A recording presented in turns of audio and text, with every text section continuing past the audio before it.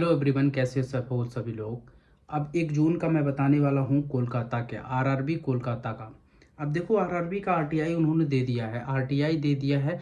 RRB में RTI आया है, बट अब क्या आया है डिटेल हम समझेंगे।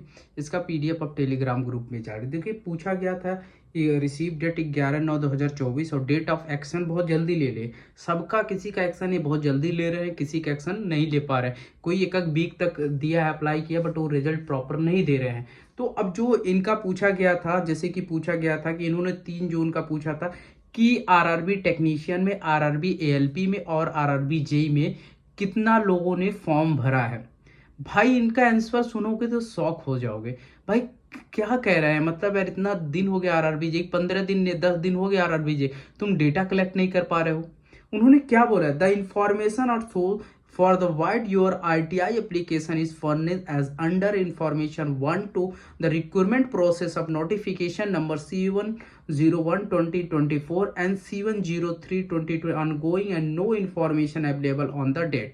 तो उन्होंने बोला कि हमारा इंफॉर्मेशन इस डेट के लिए है ही नहीं अवेलेबल। भाई, क्या चल रहा है भाई। अजमेर वाले भी यही बोले हैं, गुवाहाटी वाले भी बोले। भाई, कितना फॉर्म लोगों ने भर दिया है, कितना लोगों ने फॉर्म भरा है। एक चीज बताओ ना, ये स्टूडेंट कब तक ऐसे सोएंगे भाई। आरटीआई रिप्लाई मिल रहा है, कितना लोगों फॉर्म भरे हैं, ठीक है, बताना कंपटीशन इसके अकॉर्डिंग लोग जज करें।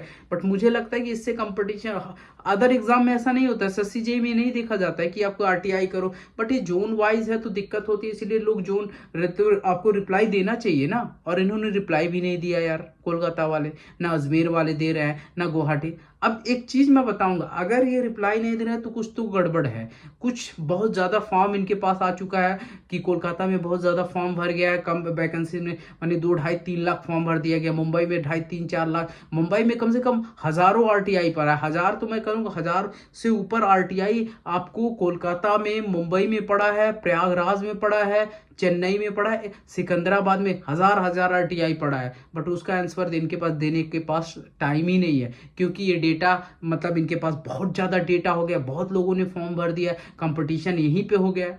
भाई, कुछ समझ में नहीं इनको। डेटा तो भाई सारा ऑनलाइन डेटाबेस की बात है भाई, सिक्योर की सारा डेटाबेस में सारा चीजें इनके फिलअप है, सारा आ जाता है। वो चाहे तो ऐसे बता दे, बट ये बताना नहीं चाहते। प्रॉब्लम है कि उनको डेटा बैठ के काउंट डिजिटली तो नहीं करना है ना, कि भाई नहीं, मतलब ऐसे बैठ के मैन्युअली कर रहे हो। डिजिटली सब काम होता है, बहुत फटाफट होता है। यहाँ आपके पास इंजीनियर्स बैठे हो, आईटी इंजीनियर, सब कुछ फटाफट काउंट करके दे। आपके पास डेटा तो फीड होने का पूरा लिस्ट होता है, आप कहते हो डेटा ही नहीं बता पाऊंगा।